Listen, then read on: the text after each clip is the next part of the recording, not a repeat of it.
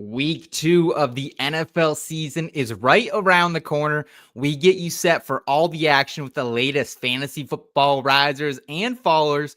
All this and more. It's a brand new IBT podcast coming right at you.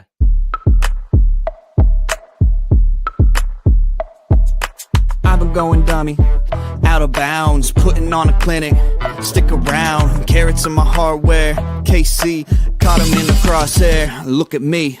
Been the guy calling Mr. MVP. Keep your ass on the bench by my empty seat. Earn my stripes like I fix this league. Your dog's on the turf, my dog's in the street. You can find me somewhere in between. Never a dull moment like a movie scene. About to do the ops like I did this beat. Let them keep talking RG3. Coming to you live. This is the In Between Fantasy Football Podcast. All right, and welcome into the In Between Fantasy Football Podcast, your place for both a refreshing and feel-good take on fantasy football and NFL gambling. Week 1 has officially come and gone, and we actually have some real data to pull from, which means we're going to tell you the biggest fantasy football risers and fallers, and better yet, what to do with them. I'm your host, Seth Wilcox, still emotionally recovering after I benched not only the QB2 this week in the home league, but also the wide receiver 1 overall. And tonight I am joined by quite the cast of characters, including a very special guest. He's my co-host over on the FantasyPros Fantasy Football Podcast and the Betting Pros College Football Show. Perhaps the biggest yinzer in the great state of Texas. He's Scott Bogman. Boggs, thanks for jumping in here tonight. How are you doing? Of course, man. I'm doing great. Thanks for having me and ready to talk some football, man. Steelers won. I'm in a good mood this whole week.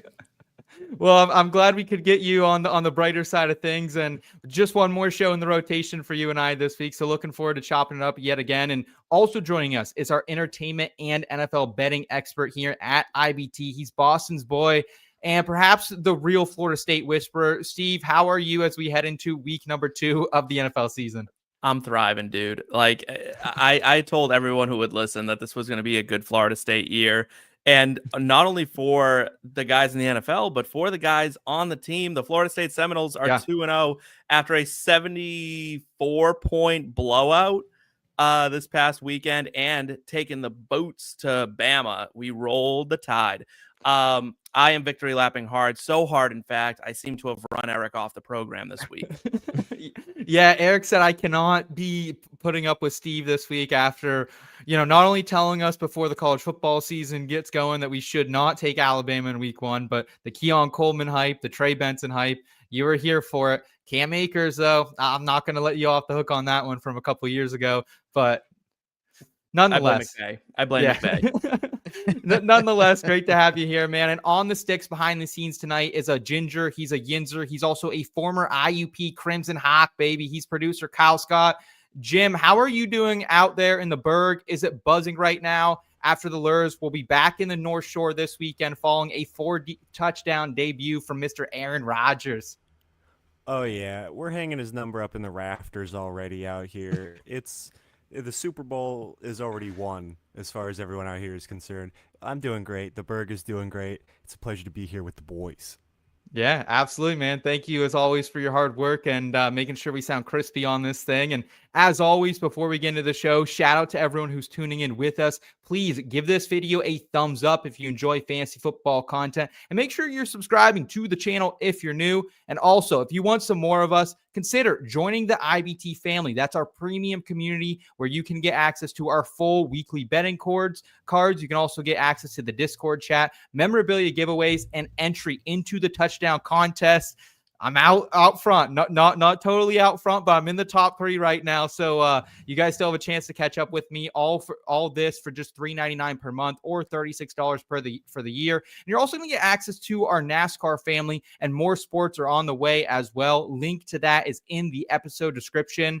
Really excited about everything we got going on today on the program, gentlemen. Not only do we have the touchdown calls, the best bets, and in the scope targets, but first, coming your way, we got to jump into some Would You Rather with our latest fantasy football risers and fallers. Let's hit it. Risking business or that fair say. Are you that hard on the rise? We're chilling with a cold one.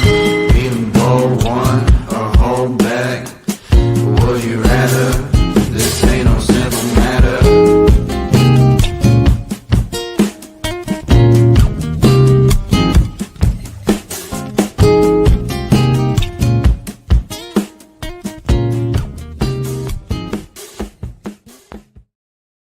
All right. And it looks like we got Ben checking in tonight, giving us the way. What's up, Ben? Great to see you, man. We also have our man Bang and Play saying, what's a good running back I can trade for with Ricky Pearsall? We'll get to some questions here at the end for you, Bang and Play. And also, what are we thinking of Dylan Sampson? We'll talk about Sampson here very, very soon. Appreciate all the questions. Appreciate everyone who's riding with us here live on the program.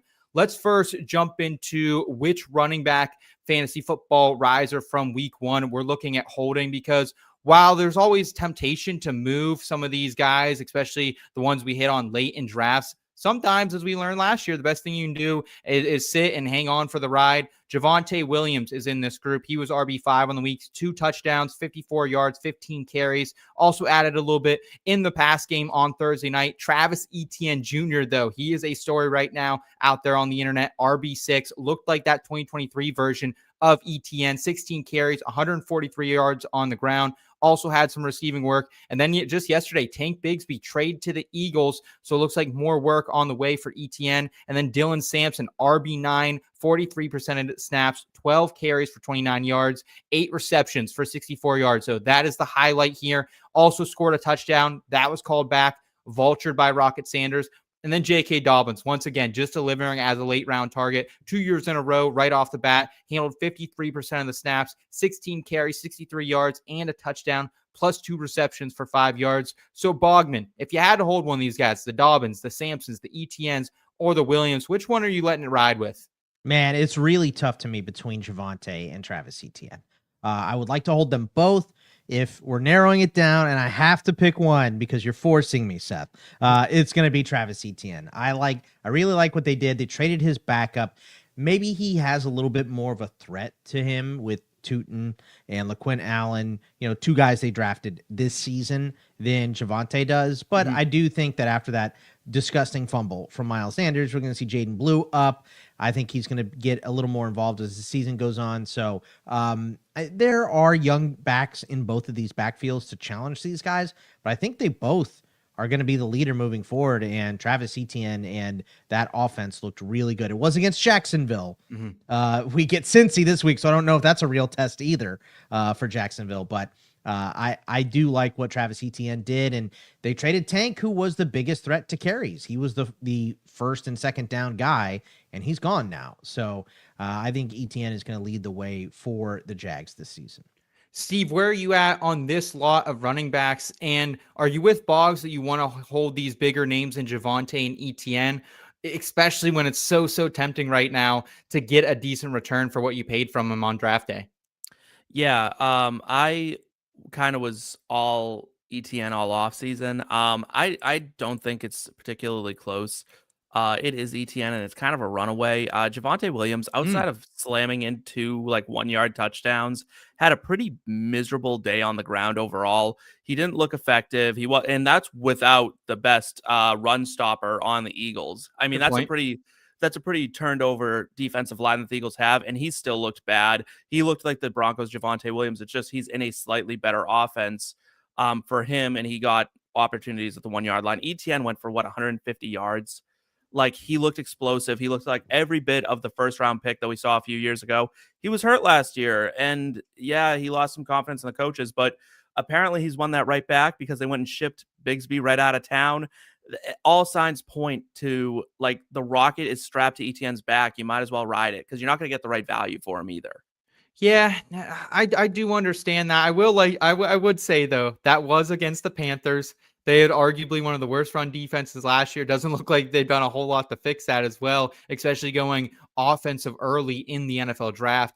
To me, like, I kind of want to hang on to Dylan Sampson because I think I could get something, at least like a decent wide receiver, or maybe even cobble together a running back and a wide receiver to trade up from Etienne or Javonte. So, like, I would hold on to Dylan Sampson, honestly, man. Like, I really like what he did in the pass game. I think, Bogman, the only case against Sampson, though, is just the fact if Joe Flacco is removed as the starting quarterback, does Dylan Sampson's pass value go away? Well, Judkins, too. Like, what is going on with Judkins? Does he come back, and how much does he set? I mean, I think Jerome Ford just goes away, right? I think so, too, Judkins comes back, because when you draft both those guys, it kind of says, we don't really like Jerome Ford, I would assume. So I think both those guys are going to lead the way. So that's why I didn't pick Sampson, because he looked great. You also don't get to play Cincy every week. Speaking of lopsided, and time of possession was ridiculously in the Browns' favor in that game. So Dobbins has Harvey pushing him, right? So that's why I would hold ETN first. I just think Javonte. I agree with you, Steve, that he's not as good as Travis Etienne, but there's no one there to challenge his volume, and offense could be decent. There could be a lot of 50 yards and a touchdown, 70 yards and a touchdown. So less valuable in a PPR league for sure than Travis Etienne. But I think both those guys get volume, and I'm just not sure that it's stable between Sampson and Dobbins.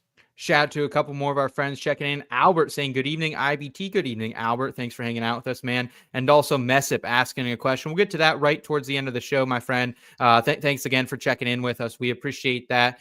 Guys, let's move on to the wide receiver position. Which week 1 fantasy football wide receiver riser would you rather hold? Zay Flowers, wide receiver 1 on my bench, 7 receptions, 143 yards, and a touchdown on 9 targets in that explosive Sunday night football game, plus 2 carries for 8 yards. We also have Keon Coleman, who slots in as the wide receiver 2. Same game, did a ton of his damage late in that Sunday night football matchup. Keon Coleman had 8 receptions in that, 112 yards, and a touchdown on 11 targets.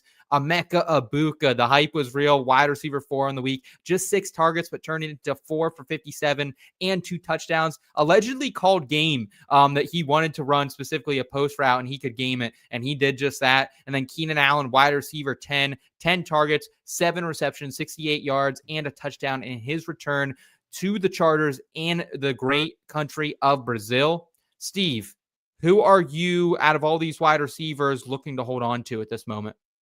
Well, to the shock of everybody here and anyone who's listened regularly, it's Keon Coleman, because I'm going to victory lap so hard right now. I mean, I told you so. I told you so. And everyone who told me I was insane, that he couldn't do it, blah, blah, blah, blah, blah. Like, eat your heart out. Like, I was like, I will wear my crown. I will wear a shirt that says, I told you so. Keon Coleman proved that he is an alpha wide receiver in the NFL and Josh Allen's number 1 target by far. When they needed to get back in the game, the only guy who could get it done for them was Keon Coleman. All day long, it's Keon Coleman. Miss me with the other guys. Okay. What about you, Bogman? Would you Miss be me with Zay Flowers? Come on, man. Like, I know you're the Keon Coleman stan, but Zay looked good, and they weren't playing comeback for 75% of the game like the Bills were. So Zay looked great. I know he doesn't score touchdowns that often, but he had one last night. He looks great with the ball in his hands. All of his efficiency numbers were up last year. It's just the Ravens rolled over everybody last year. With that pass defense looking worse, I don't know if that's going to be the case. So Zay for me, love Keon Coleman, love Steve's enthusiasm on him, because I have him everywhere. I just don't need you cursing him after week 1. I have too many shares, man. Don't take a victory lap quite yet. But Egbuka was super impressive. Yeah. Seth, I don't know what your obsession with Keenan Allen is and why he's on this list. But Emeka Egbuka is these 3 guys. It's very narrow between them. Keenan Allen's way in the rearview mirror, but it's got to be Zay for me. Clear number 1.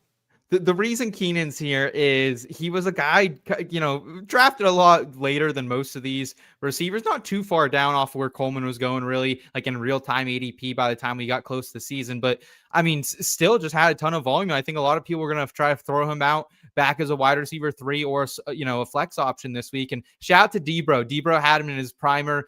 We did that episode last week on FP and had him as must-start wide receiver. So maybe I'm pandering a little bit to him, Boggs. You might be right there. I like Keenan Allen, and I think he's a great addition on your team, and he cost you nothing. Yeah, I'll back Seth up on this. Keenan Allen would be my number 2 out of these. Keenan Allen would be your number 2 out of this whole group? Yeah, I would go Keenan, Zay. Just to keep as in like not what your trade, like not trade value, but more just I think Quentin Johnson looked pretty good week 1 as well. Now we've seen this story before, but he wasn't. I think Keenan Allen looked good. You know what I mean? Like, he looked good, and we've seen him look good with Justin Herbert before. This is not. Sure. I wouldn't be shocked at this point if he rolls this season as a wide receiver 2. Run first team. And Bogman, to your point too, with Zay Flowers, like, to expect a 3rd-year breakout, I didn't think was like quite like a bold take or anything. I was drafting him in a lot of places, more just for the floor though, right? Like he's a guy who last year went over 1,000 yards. And the passing pie is always going to be small, right? But even, with Lamar Jackson under 20 attempts, I mean, Zay Flowers had almost a 50% target share, dude. Yeah, I mean, and I think that's going to raise because I think, not that everybody can do what the Bills did, but the Bills definitely blueprinted the Ravens in week 1. If you want to attack the Ravens, the pass defense is still very weak. If you can get that ball out, you're going to have good success, it seems. So we'll see. This is a good group. I am surprised with the Keenan Allen love, but I mean, look, the dude's coming off a great year in Chicago. He's still a very good player. So I understand it. Ladd's number 1. Run game's really number 1 in LA, but Ladd's number 1. And then Quentin Johnson looked not bad. Yeah, it is honestly crazy too. Just some of the passing volume we saw from weird teams like Pittsburgh and the New York Jets, like who saw Drake May coming out and throwing 40 times too. So definitely some regression to come for some of these teams. The Chargers, you're right, Boggs, probably on that list. Melp saying definitely the Tampa Bay guy, Emeka Ibuka and Coleman. I'm not confident about Flowers or Keenan Allen. So a little love from your guy Melp here in the chat, Bogman, riding with you. So let's go ahead, guys. Which week 1 fantasy one-off position riser would you rather buy at their current price tag? Tyler Warren, tight end 3, man, 7 receptions, 76 yards on 9 targets and 1 carry for my boy out of Penn State, lined up in 6 different positions on the field, in the backfield as a running What's back. His blood type, Seth? I'm not sure, but I can tell you he's not 25 like everyone was thinking about 6 or 7 months ago, and why no one wanted to draft him in rookie drafts. But I mean, we saw this guy pretty much line up all over the field, man. Fullback, running back, in the slot, out wide. We also have Kyle Pitts, tight end 7. Steve was high on Kyle Pitts all offseason. We still have a short that's kind of making its rounds right now, where a lot of love for Kyle Pitts. I was still surprised to see that on YouTube this summer. Tight end 7, 7 receptions, 59 yards on 8 targets. Jonnu Smith, baby, in the Berg, tight end 10, 5 for 15 yards and a touchdown on 6 targets. And then Justin Fields, QB2, looked awesome, man. Like when you get a team that actually wants Justin Fields as their starter, it's really cool to see what he could do. 73% completion rate on 22 passes, plus 12 carries, 48 yards, and 2 touchdowns against the Pittsburgh Steelers, who many thought was going to be the best defense in the league once again. So Bogman, with your connection to a few of these players, I'll go to you first, man. Who out of these guys are you willing to buy if you don't currently have them on your team? It's your boy, Tyler Warren, for sure here. And look, to me, it's tough between him and Justin Fields. Like Justin Fields, I've never seen him pass the ball that well, right? Just some dimes. I hope he can keep it up, yeah. I know. I kind of not sure if he can. So because we've seen like big games like that in the passing game, but then it feels like he does regress a little bit. Yeah, I think so. For Fields, to me, he has not gotten still really a fair shake in the NFL. Sure. He had terrible coaching in Chicago, right? He goes to Pittsburgh and loses his job week 6 for no real reason outside of Tomlin just wanted to see what Russell Wilson had. So I feel bad for him, but he's got the right job and the right people around him, I think, with the Jets now. So look good there, but it's got to be Tyler Warren, man. Just he was out there all the time. He's one of their go-to guys. There's a bunch of different ways to design plays for him to score. So there's really no downside to Tyler Warren in his current state unless he gets hurt. He is a volume guy. He's a goal line guy. He's a PPR guy. Like he does everything. Everyone on this list is solid. Really like Kyle Pitts and Steve. That's a victory lap you should absolutely take because everyone said, "Oh, draft Kyle Pitts again," and then it's the putting on the clown makeup meme. So he looks great, and everyone's hurt now in Atlanta. But Jonnu's interesting too. But Pat Freiermuth there, he's definitely bottom of the list for me. Yeah, Steve, how do you feel about this one? Because I do agree with Boggs that out of all these guys rest of the season, I definitely want Tyler Warren the most. It's just, are you willing to pay the price that most Warren managers like myself are going to charge to get someone like him? Yeah, I'm not. And it drops him actually to 3rd on my list. Kyle Pitts is the guy to go get right now because people still don't believe this is real, right? They think we're kind of just being like, they think this is a snake oil salesman kind of situation where like, oh yeah, we've seen this before. I said it. This is his healthy year. Like it's taken him a while to come back from like the knee issue. It took a while, but we watched them use him in a lot of different ways, coming out of the backfield and the wide sets on the line. It was Kyle Pitts everywhere. And when they were down and they needed someone to catch the ball and move them down the field, it was Kyle Pitts and Drake London. But like, yes, but Kyle Pitts was the one targets. who was producing. But Kyle Pitts produced, you know what I mean? Like Drake London, separation issues, you know what I mean? And I've said that over and over again. And now he's hurt. So I like Pitts the most because of his cost. Then I would go Justin Fields, Tyler Warren, and then Jonnu Smith is, I mean, outside, if he didn't have that touchdown, we wouldn't be talking about him at all. So like 3 for 21 is not worth your time. Yeah, no, I'm cool. I understand that. I think the intriguing thing about Pitts these next couple weeks, and I think if you do want Kyle Pitts, now is the time to buy because we do have Drake London hurt, as you alluded to, Steve. What did Deepak tell us on that injury, Bogman, Sunday night? He thought like it wasn't anything. I guess that was pretty early in the process. Yeah, it happened like at the end of the game, and that was, I believe that was an afternoon game. No, that was an early game, wasn't it? Yeah. No, I can't. It was an early game. They're looking at maybe like an AC joint. Yeah, I think he said most likely he's going to play this week, but it's definitely in question. So okay, yeah, and like the thing though, like even Drake London is, if he's healthy, Darnell Mooney not 100%. They're running out Washington a ton last week, so like they need bodies out there. Casey Washington led them in snaps. Yeah, last week. That's not great. Yeah, our guy Gregory McLeod might be in a couple lineups this weekend too. So I think if you do want to buy Kyle Pitts, now is the time to get invested. And like probably now's the time to get invested with Justin Fields too, because if he has another big game, you're not getting him, right? So right, that's pretty much what you just have to like. You want to get him after Pittsburgh. Yeah. Hopefully Pittsburgh gets better and plays Justin Fields well. And then if he has a down week, I think you buy him then after what should be a good defense if they can stop the damn run. We'll see. Yeah, absolutely. Let's move forward here, guys. Which week 1 fantasy football faller running back would you rather sell at a discount? Kenneth Walker, RB39, only saw 40% of snaps compared to Zach Charbonnet's 58%, 10 carries for 20 yards, 3 receptions for 4 yards. Didn't look 100% healthy, to be honest with you. Isaiah Pacheco, which I told you last week, man, the groupthink going around this guy that he was going to take 70, 80% of the snaps again. I thought it was very, very dangerous. Finishes RB42, handled just 51% of the snaps, 5 carries, 25 yards, 2 receptions for 3 yards. David Montgomery, RB31 in week 1, 11 for 25 on the ground, 4 receptions, 18 yards, only 37% of the snaps without Ben Johnson running the show in that offense. Caleb Johnson, RB109 for the Steelers rookie, man, just 2 snaps, 1 carry for -2 yards. So with this being said, Steve, is there a running back in this group that you would be willing to sell at a discount, take 75 cents, and in the case of Caleb Johnson, maybe 10 cents on the dollar of what you paid for him? Yeah, Caleb Johnson's the guy. If we're talking redraft, it's Caleb Johnson, and it's by a mile, right? Like the thing about Mike Tomlin is he has no problem just sitting you for a year and letting you figure it out.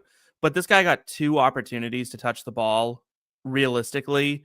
One of them went for negative yardage, and the other one he fumbled. He fumbled the kickoff, which frankly allowed the Steelers to win that game. So he's not just making like errors, he's making like game-changing, game-losing errors. And that's something Tomlin will not tolerate. I wouldn't be surprised if Caleb Johnson doesn't see the field, period, this week. Like Kenny Gainwell is getting carries. Like that's just, it's ludicrous. That is ludicrous. It is, but you know what? Like, what did we see out of Caleb Johnson at all this offseason that has us feeling any sort of way about him? The Steelers never came out and said he was their starter. The Steelers never came out and said he was going to have a role. You take a shot, you hope. But, I mean, you're worried about all these guys. I think Pacheco is probably the one I'm worried about the least. Really? He looked good with the opportunities he had. And I didn't think he looked good at all. I think he looked significantly better than Kareem Hunt. No way. No, what do you mean no way? You like go back and watch the film. Like the stats back me up. Like it's not a no way. David Montgomery, that Lions offense looks just awful. And Kenneth Walker may not be the best running back on his team, so he might be a backup. How do you feel about this, Bogman? Obviously, Walker's a guy that a lot of us over at FP were kind of flag planning as a, low end RB1 who could have some serious upside if he stays healthy. Do you think health's the issue there? And is he the guy that you're willing to take the discount out of this group? You said Pacheco? Kenneth Walker. Oh, Walker. Walker.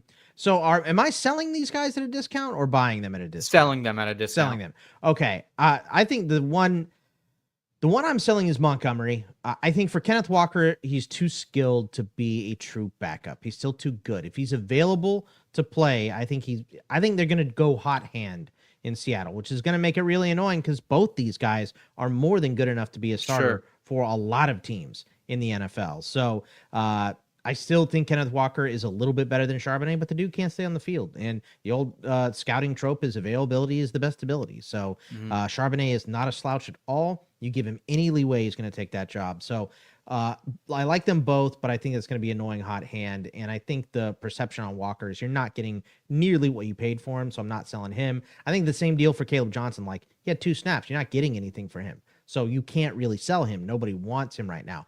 I will remind people, if you have a deep bench, remember what we said about Chase Brown a couple of years ago. Yeah, go ahead and drop him. He's getting nothing. And then after the first month of the season, he was the man for that backfield. Joe Mixon got hurt, right? So, or that was P. Ryan got hurt, or Zach Moss, or whoever those clowns were behind Chase Brown. They weren't playing Chase Brown, who had 1 million carries in Illinois. People were worried about him.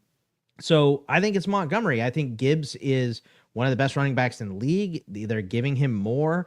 I think if they're going to be playing from behind more this season, like a lot of people think, he is going to be on the field a little bit more. Dave Montgomery's still a really good back, but there's so many mouths to feed in Detroit right now, and he's got a better running back in front of him. So that's the guy I would want to sell at this point.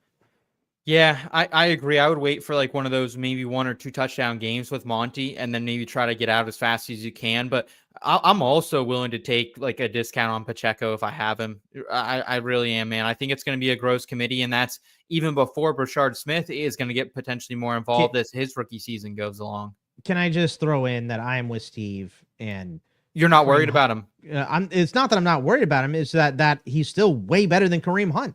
And there's nobody else there except a rookie. Yeah. Right. So I think when you don't have to go to Brazil, go up and up and up. You don't have to go to Brazil and play in a weird game and do all that weird travel, and they're losing that game and all of that. I think Pacheco is going to get better.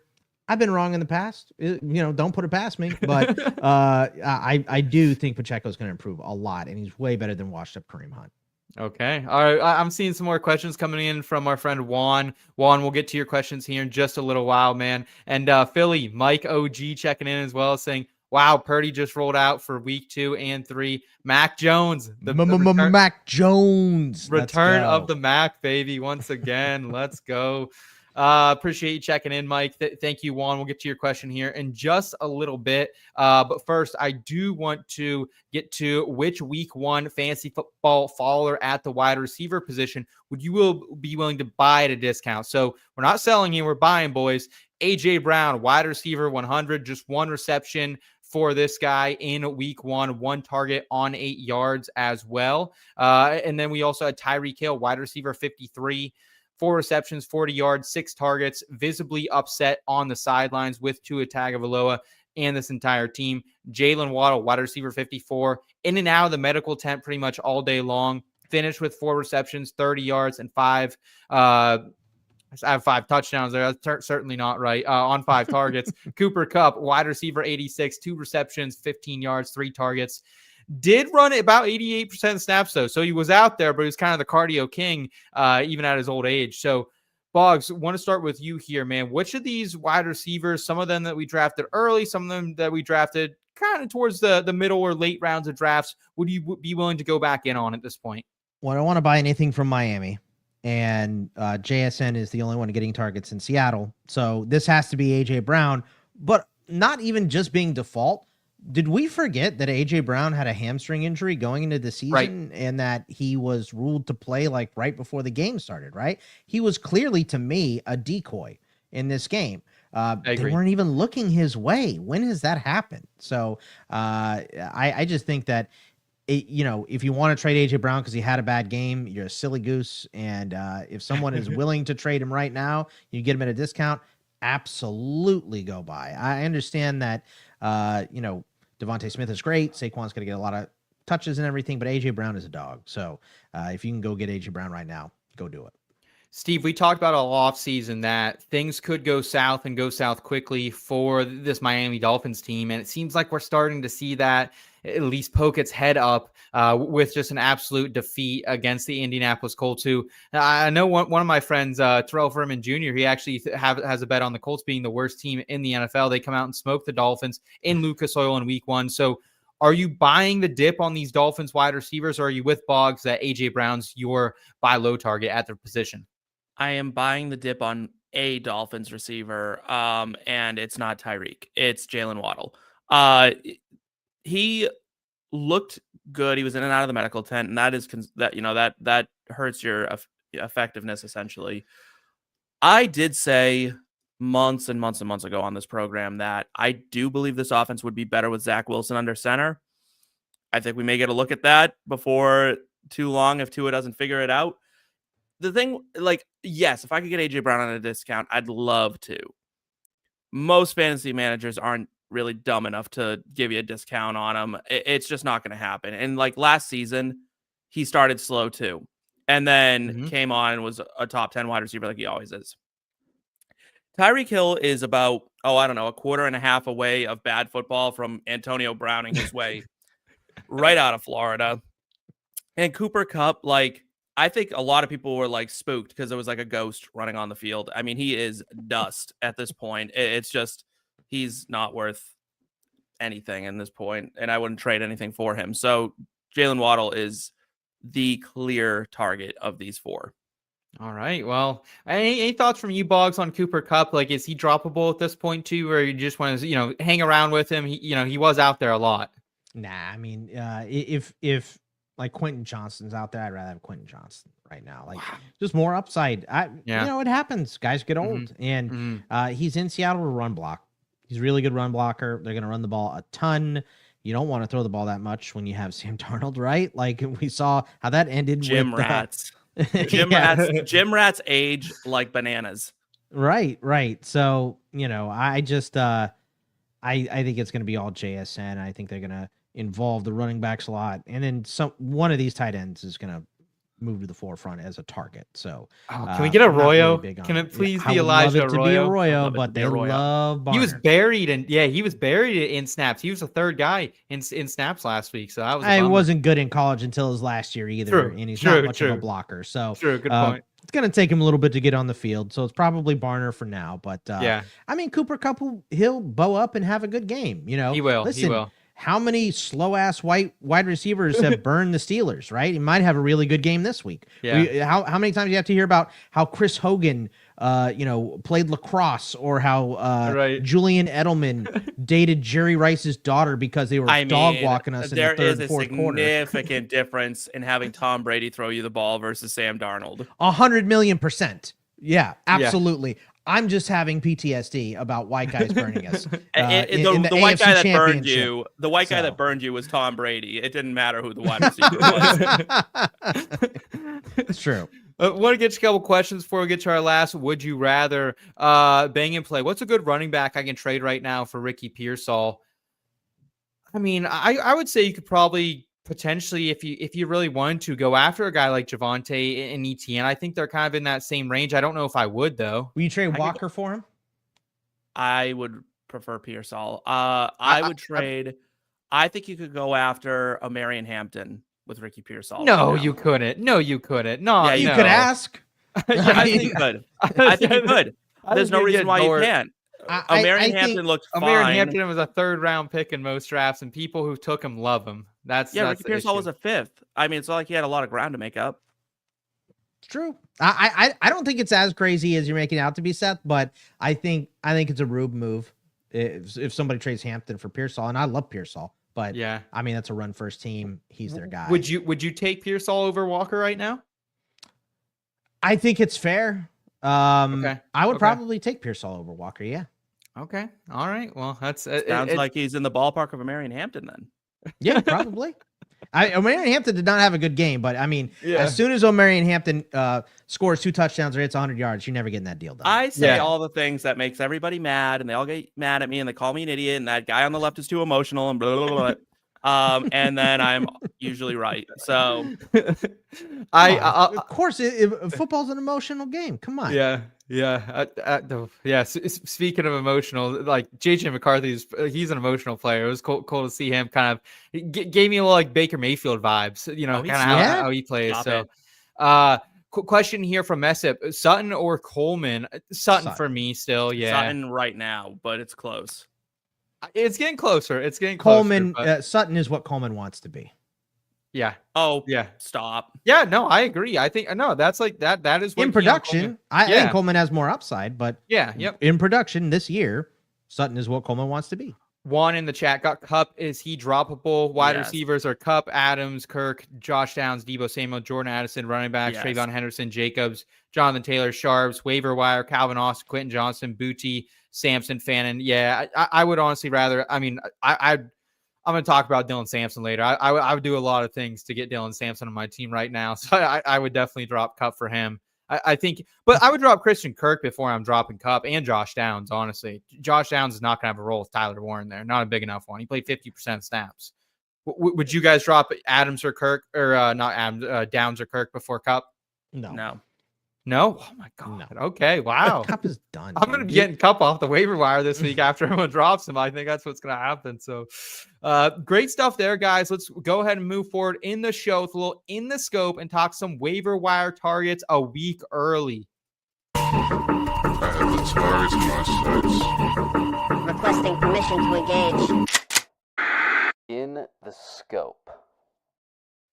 This is in the scope. It's our week 2 stashes who will be week 3's biggest waiver wire targets. They're currently under 25% owned in ESPN platforms. So we're not going to be talking about the mainstream guys in this portion of the show. We're not going to be talking about the Quentin Johnstons, the Dylan Sampsons, the Harold Fannin Juniors even. We got a little bit more sneakier of players who you can go out and acquire. And Steve, I'll hand it over to you first. A guy right up there in your backyard who made some noise once again in week number 1. Yeah, it's getting hard to ignore at this point. It's Kayshon Boutte. He is owned in 0.6% of leagues. This is a guy who had a first round grade before he went back to college, got hurt, fell, wasn't productive for a long time, then all of a sudden started getting real productive, and then led the Patriots once again this past week. And at this point, enough time has passed and enough data has shown that this is his role and this is his talent and that he's healthy. And that matters. Sometimes these guys need time to heal. We're so used to these superhuman healing like guys. Like, I think we've been spoiled by Adrian Petersons of the world who came back after these devastating injuries and were perfectly fine the next year. Some guys take a little longer to heal. These injuries for guys like Kayshon Boutte are when it's your ankle and that's what you rely on to make all your production happen. It's hard to come back quickly.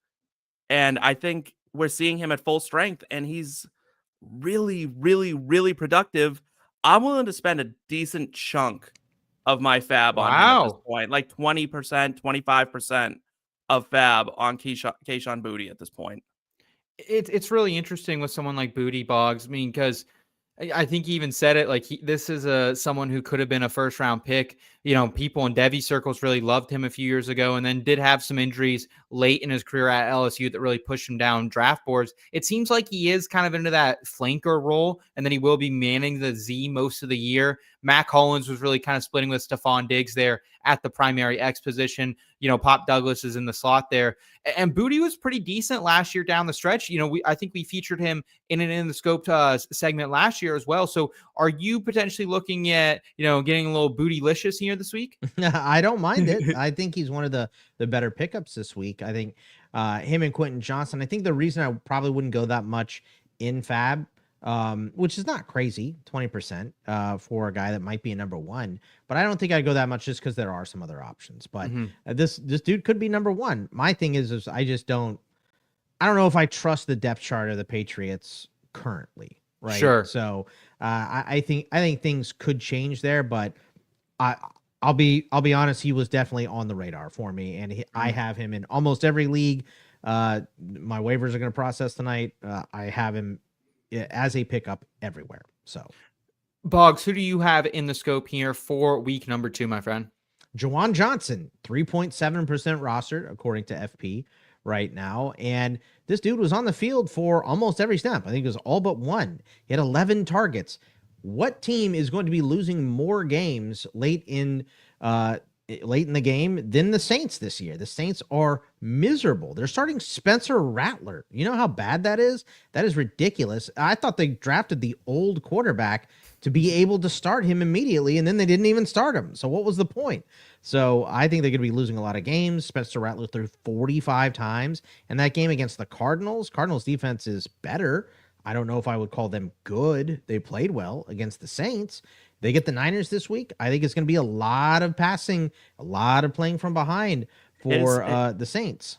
In defense of Spencer Rattler, his pass to Juwan Johnson in the end zone was pretty electric. That was on the money, and Juwan dropped it, but that was his 11th target of the game. Mm-hmm. Right. No, what I'm saying is I've always said Spencer Rattler is better than people think he is. I liked him break. coming out of South Carolina. I'm not going to sit here and listen to someone defend Spencer Rattler. I can't. I always thought he kind of got pushed down unfairly. I don't think he's elite, who I didn't think was that great in college anyway. So he was better than Spencer Rattler. Yeah, he won a Heisman. I thought that was a real weak Heisman, though. Like, that felt like a weak Heisman. All right, we can compare Heisman's another day here. The point is that Juwan Johnson does look like a target. He looks like someone who's probably going to be. I mean, Chris Olave had 13 targets in this offense. You might have lost Kittle. Bauer's banged up, right? Ingram's banged up. There's a lot of tight ends that are hurt. I think you muted, Steve. Yeah, the issue is I think that you have to pay up a little bit for Juwan if you probably want him this week. I think he will probably go in the starting pot. I would say you're probably pushing in 5 to 7% of fab, which I don't know if you'd have to do that necessarily on Boutte, but potentially. But I like the call nonetheless, Boggs, and someone that I think you're going to have to use probably absolutely zero fab on, just because it wasn't a ton of production. But the trends here in the usage, folks, and it's my guy, Elic Ayomanor for the Tennessee Titans.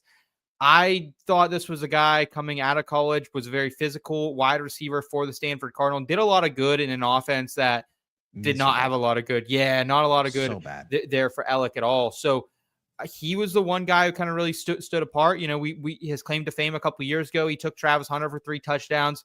What I liked about what I saw in that game, and Boggs, I know you and I kind of debated this a little bit down the stretch in our FP show on Sunday night, that I think Cam Ward played better than like what we saw, just because there was a ton of drops down, in that late in that game. And, we saw Cam Ward's dad getting pretty peeved off and getting ready to take off from the stadium. He wasn't a happy camper, but Elic Ayomanor, 79% of snaps, firmly in that wide receiver 2 role in this offense over Tyler Lockett, 58% of snaps for the veteran coming out of Seattle here. 25% target share, though. That is the key here for Elic Ayomanor. 25% target share. If we can, I'm not saying he's going to have that every week, but if he can even stay between 20 and 25, that would be awesome. And I think you can honestly make a pretty good difference this week. I'm probably going to potentially find a way to get invested with him in the prop market. Jaden Higgins and Xavier Hutchinson, they combined for 4 receptions, 62 yards on 5 targets in this flanker role last week against the same defense that no Kirk there either. Yeah. Yes, exactly. So I think, if the Texans were able to exploit this matchup against the Rams and their outside corner, I think that maybe we could see something very similar here for Ayomanor in week number 2. Yeah, I like this call out, Seth. And what we saw from Ayomanor in the preseason was he's being used a lot in motion, which Callahan does a bunch. So if he's going to be in that role, that's great. I will say this, you go away from Surtain when you're playing against Denver. So yeah, true. I think that target share is definitely going to come down. I think poor Riley Moss, dude gets picked on constantly because he's across from Surtain, right? Yeah. And Barron is there now too. And Moss is a good corner now. He is good, but he ain't Surtain. So I think that's why we saw Ayomanor get a lot of carries, or a lot of targets. But also think about this Titans defense. I think if Denver is playing any quarterback that is a veteran, they lose that game. Bo Nix was giving the ball away a bunch, but Cam Ward, the throws were good, Yeah. Seth. The throws have always been good. It's the running backwards like Caleb Williams did Yeah, last you're year, right. getting It's way too sacked many out sacks. of field goal range. Yeah, you're right. You're right. Ooh, his play was ugly. His first start against the best defense in the league, most people think. So I like this call out in a deep league. I would definitely pick up Ayomanor, but I'm picking up some other guys before him. Yeah, very, very fair. I'm gonna save my fab for brighter days ahead, and maybe get on a little sneaky discount here on Elic Ayomanor. That's great, some great stuff there, guys. In terms of in the scope, let's go ahead and round out the show with a little between bets and get our week number 2 plays out there for the people. Between bets. Between bets.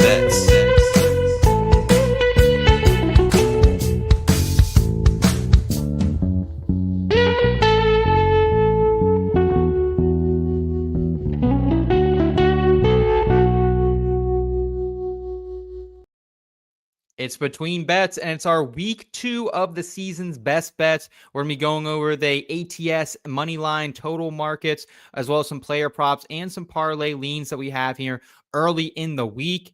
And Steve, how did it finish up for you in week number 1? For myself, I was 5 and 5. Excuse me. I had just about over 2.5 units of profit coming back. Really good on the props on Sunday. Went 3 for 3 with the Keon Coleman over, the JSN over, the Nick Chubb's rushing attempts as well, and got my big under in that Giants Commanders game. What about yourself?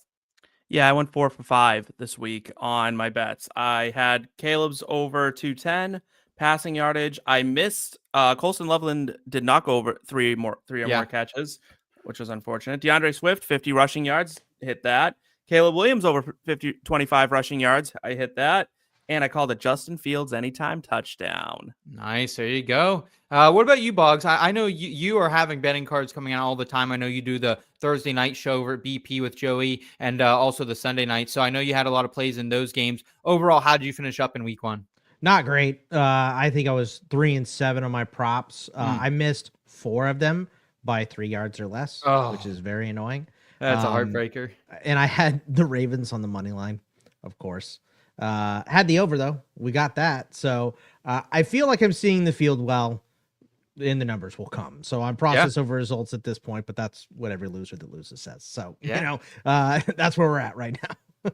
Hey, that's all right, man. And no ATS picks for us here early in the week. Again, you can continue to check out the IBT football family if you want our fold cards as the week approaches. You can also find Boggs over on Betting Pros for some more of his plays in the ATS market. But we do have a couple totals here, boys. And I want to start with my favorite play of the week. Give me the New England Patriots versus Miami Dolphins. I'm taking the under in this game, 44.5 points, minus 115 coming over there from DK right now. Since 2020, this matchup is 5 for 5 to both the under in this particular game and the under that's been set by books in all those games as well. Average score of 31.6 points.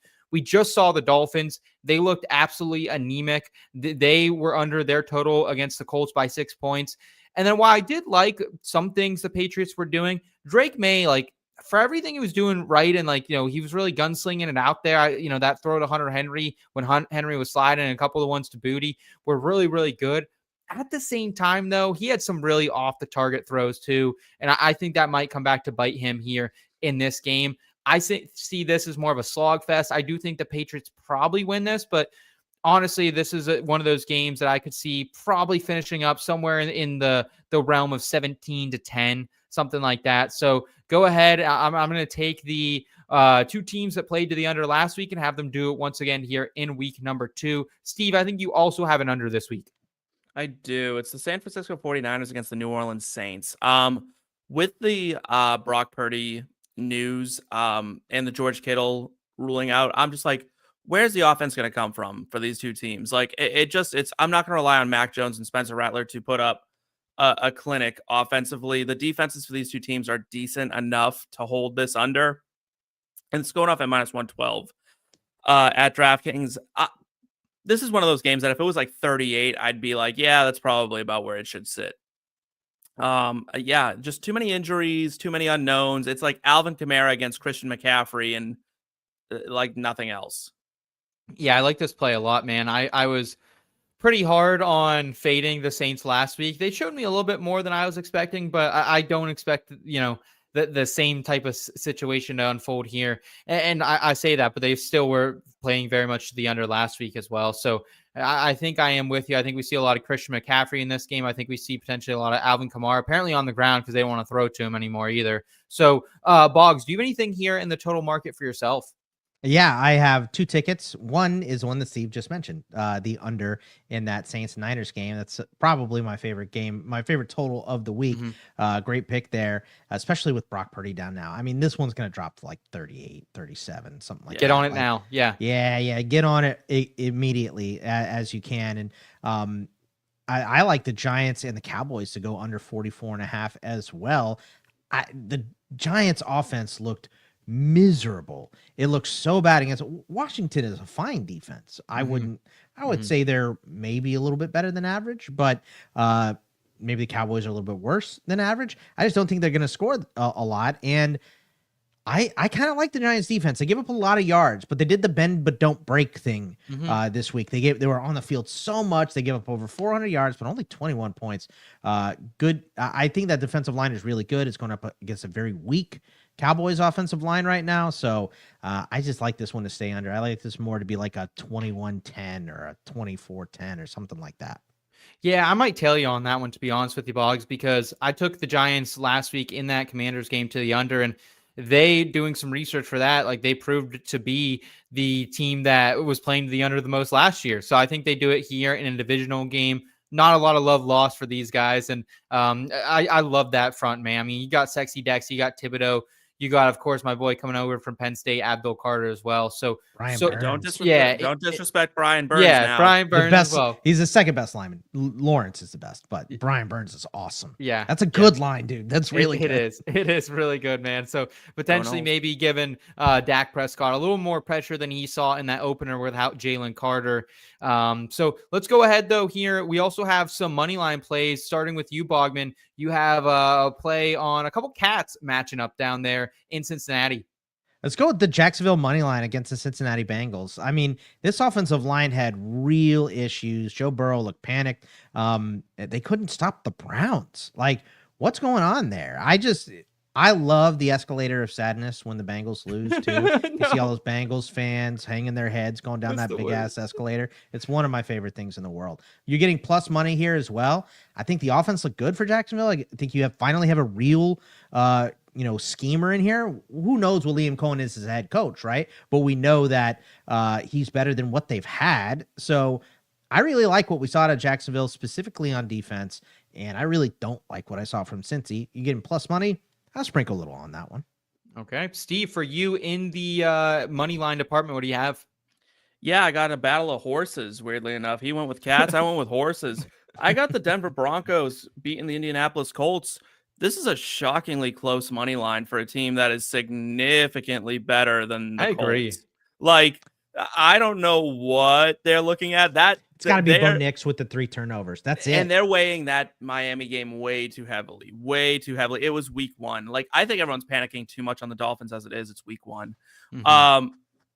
The Broncos are going to be fine. And that defense is so good. It's stupid good. Like, that's the other thing is if Daniel Jones thinks he's going to cakewalk to, as I heard Scott Hansen mention, 18,000 times on red zone, like a score on every possession hasn't been done since, I don't know, football was thought of, like, or whatever it is. And I'm like, yeah, because he started on the 30 every single drive, like the Miami 30. So, like, as long as he didn't totally botch it, he was going to score. The Broncos are going to smoke the Colts this week, I think. I think it's going to be an absolute massacre. So I'm heavy on the Broncos. All right, let's go to player props here. Very early in the week to the point where we don't have a lot of lines out there right now. So I just have one lean for you. Again, check out the rest of my card. I'll put that on social media later this week. Also in the IBT football family. For me, give me an over on either the Dylan Sampson in receiving yards or receptions, as long as this line doesn't get something totally ludicrous. But I'm expecting Cleveland to trail once again in this game against the Ravens on Sunday. The Ravens allowed two running backs last week, 6 targets, 6 receptions, and 57 yards. That ranks 6th, 5th, and the 4th most in the league. Again, James Cook was a part of that for the Bills, but also Ty Johnson was also very heavily involved. And we talked about Dylan Sampson earlier in the program, 43% of snaps, did see 12 carries, but saw 8 targets and turned him into 8 receptions and 64 yards. Man, this guy has a little bit of juice. So give me some Dylan Sampson on the over of receptions potentially, or the receiving yards. And Boggs, looks like you have a lean here in the prop market as well. That's right. I'm 43% of the snacks at the picnic, by the way. Let's go with James Conner over 59.5 rushing yards against the Carolina Panthers. Saw this one on Underdog already. Don't know what it is on DK, but I'm already hitting that one. That one is, the Panthers had they gave up the most rushing yards in NFL history last year. There's an extra game, right, than any other year, of course, but they were miserable. They were awful. They have upgraded to horrible this year from miserable. So from historically bad to horrible this year. We saw Travis Etienne go crazy. I think they both could probably hit their prop here. Specifically, if Young is as bad as he was last week against the Cardinals this week, if he's that bad, the Cardinals are going to have the ball the whole game, and they're going to be running the whole game with both of these backs. So, I think I love this one. I think it's way too low. Okay, excellent, gentlemen. We'll go ahead and end the show with our touchdown call contest. Again, you can get invested with the touchdown contest and win yourself a plaque from our friends over at Dynasty Decks in the IBT football family. That's our premium community. You get access to the TD contest, our full picks each and every single week there for myself, Steve, and Eric. You can join the conversation on Discord, and you're getting access into our memorabilia giveaways, and you're getting all our NASCAR premium content as well for free. And at the touchdown contest on the leaderboard, Jake Perry comes in on the top here. He has 2. Myself, I also have 2. Steve, you have 2. Our boy Trav coming in with 2. Rob with 2, and then bringing up the rear here, Ben, James, and Tyler all getting 1 there. And I wanted to, show a little love to the editor-in-chief Trash Sandwiches, so I put her on the board, and Eric, just to, rub it in a little bit, maybe a little more salt in the wound for our friend there, Eric. So, gentlemen, let's get some touchdowns back on the board. Steve, I'll start with you. Who do you have for your first and second touchdown call of week number 2 of the NFL season, my friend? Yeah, I'm going to go with Jamar Chase as my first guy. That was a quiet game, and I want to mention real quick that Joe Burrow historically is awful against the Browns. So everyone who Boggs, I like the idea of the Jaguars, but I think we need to be a little careful there. Joe Burrow just has a weird history, and I think Myles Garrett scares him. And that's minus 135 over at DraftKings. My second guy, I do think Bryce Young is Boutte, but Tetairoa McMillan is not. He showed he's ready for the NFL level. He will also catch his first career touchdown this year, going off at plus 165 over at DraftKings.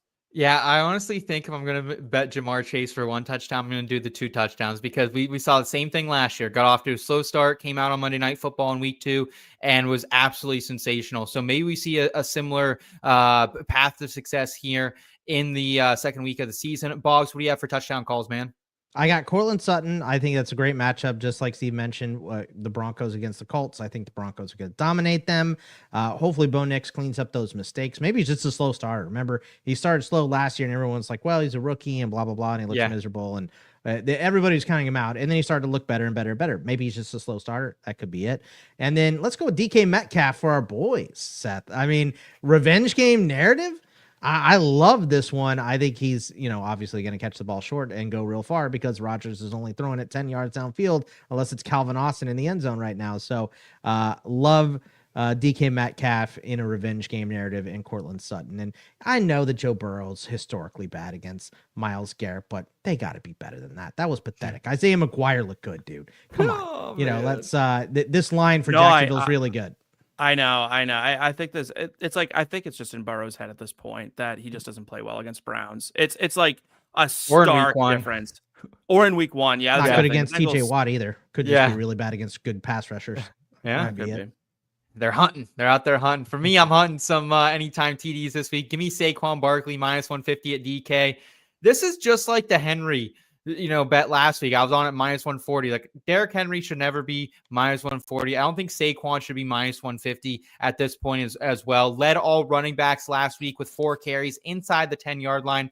averaged 3 yards per carry in that situation as well.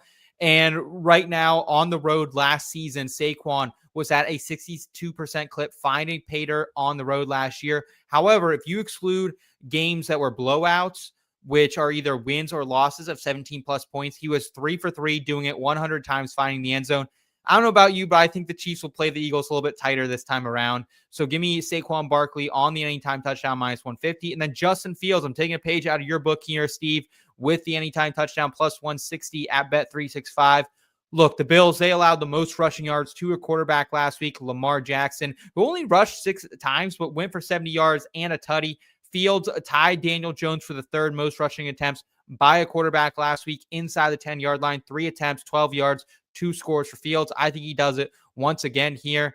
Gentlemen, great program. Before I let you out of here, I want to have your help answering one question for our friend Timon. He's asking, how much would you guys spend on Harold Fannin Jr.? I have 100% of Fab, and I don't have a tight end right now. If you're desperate, Boggs, what are you shelling out there for Fannin for a guy, Tillman here? A little bit less than I would for Juwan Johnson, but like 10%, yeah, something like that. Yeah, look at your other league mates, see if they have tight end issues. If someone had like a Kittle or an Ingram, if that wasn't you, maybe you're gonna have to spend a little bit more than that. But I think that's kind of the right range for me. Boggs, before we let you out of here as well, what else do you have going on here? I know you're live all the time over on Fantasy Pros. You have a ton of content coming there. So what else are you doing with the Mr. Welsh that we should be paying attention to? Yeah, over on Fantasy Pros and Betting Pros, obviously a lot on Betting Pros with Seth and Joe Pizzapia, and a lot of Fantasy Pros with Seth as well. So check me out over there. At Bogman Sports on Twitter. You can find all my stuff. But In This League is my baby. That is what the Welsh and I started in 2011. We started with basketball, which we don't even do anymore. We do baseball Really? and football. Crazy. So we were doing 3 sports, but obviously I'm way more leaning towards college football now and all that coverage, and that runs parallel with basketball. So we kind of kick basketball to the curb there. But NFL and baseball over there. And Welsh is really good with prospects as well. Prospect One is his podcast. So everything over at inthisleague.com, or just follow me at Bogman Sports. And thanks so much for having me, guys. This was a blast. A lot of fun. Never hate talking football, man. It's great. Yeah. Thank you so much, man. I know you're super busy, so we really appreciate the time. Steve, what's coming out on the entertainment side of the site this week? New Popcorn Root Beer episode coming out, I believe. Yeah, we got one dropping tomorrow. We're talking the Emmys, and I think I'm cooking up something kind of fun. I think we're gonna get back into some tournaments over there on Twitter. So Nice. those were always fun to run and see what people think of the movie world. And I got my people over at the entertainment side cooking up some fun stuff.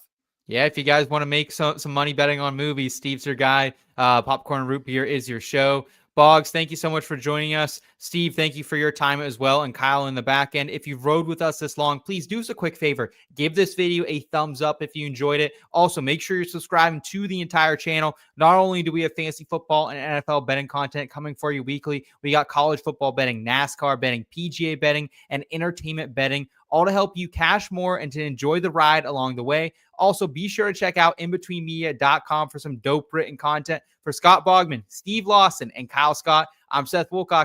Thanks for watching, and keep it in between till next time.